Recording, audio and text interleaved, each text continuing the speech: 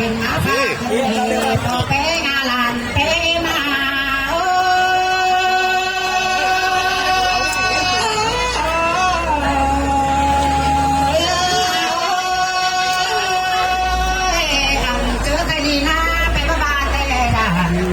เป็นมาไฟกันเลยตามไปไปนาตามตัวไปนิ่งเดียวเจอตื่นกันเลยลานเป้งา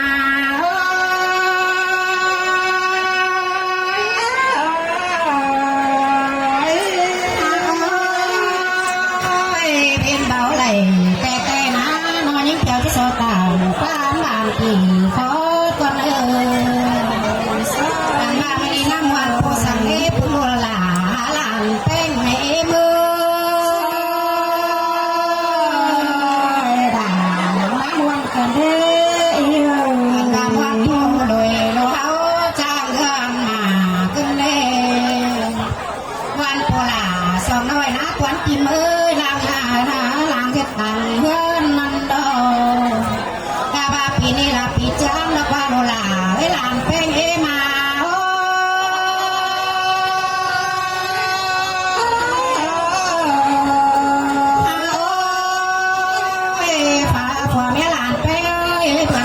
วันมากันเดียวยา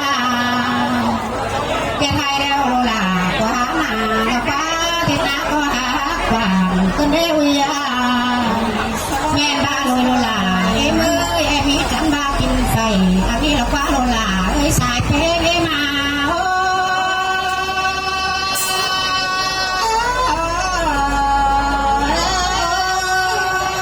หลังใจควันกินเอ้มือเอ้ไหลโลลาจังบ้า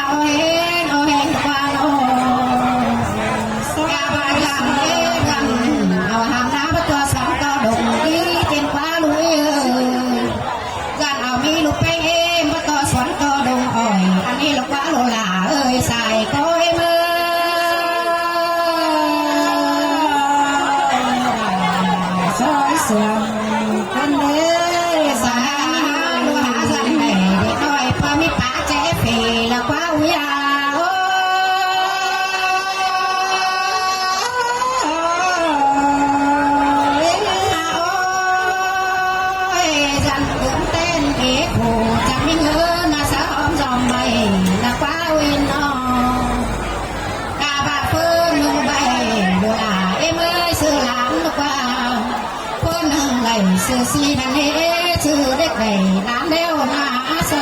ใส่ออกมาใส่แล้วก็วิว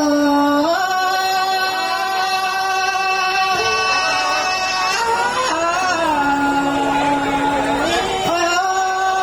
ยความยาลามแป้งเอ้ยจับเป็นเงินลามใส่ต่อจ้างภาพเป็นอันนี้ก็วินน้อง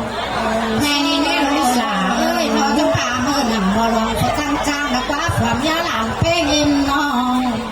จังป่าเมื่อไรมาเก่ามาแก่จางเสียงบัดเช่นโดลามเป้งเอมา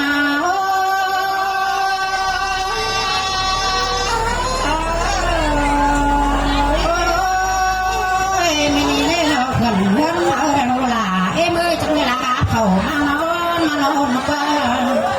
ความยาลามเป้งเอ้ยจังลาก้อนเขามาถูกก้อนโนลาเวลาเป้งเอเมื่อ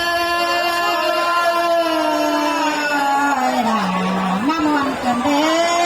อป้าบ้านใส่แล้วต่างตะมองมาเนฟวับยาหลานเป็นน้องด้านเสียเขาด้านก็มันเศร้าแม่นี่น่าจังฟ้าเจ็บเพราะเจ้าพี่น้องน่าตั้งตีลายเฟืองลาเป้าเยอะ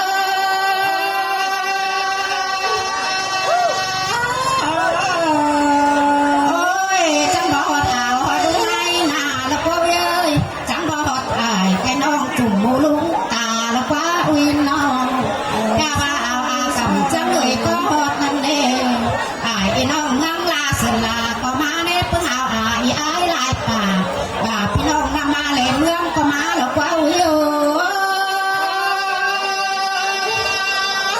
เม่นจินเตอร์โอ้ยใช่นี่นะแต่น้าเราเพิ่งเอาอยู่รู้ฟังผูไอ้แกน้องน่ารักอย่างปั้นก็มาแล้วก็ใส่ก้อยมือ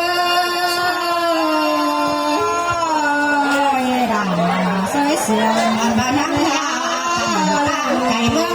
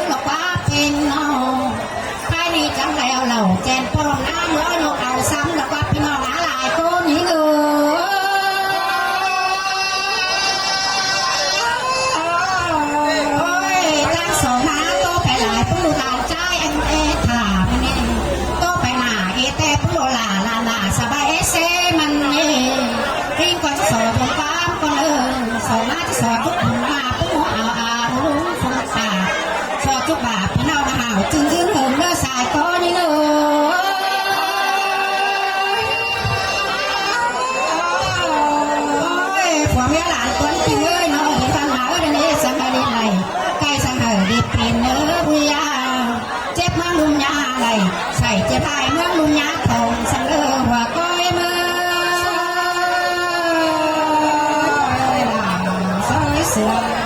บางคำไหนมาสอนเขาทำไหนนักของไหนสิดาจุจ้องเวียใจของสูหลังเนื้อเถิงว่าแล้วไปไหลแต่ควายไปลำเนื้อแต่ไปเดิมมันใส่เนื้อผมยาลันหลาเอ็นโนแต่ใจ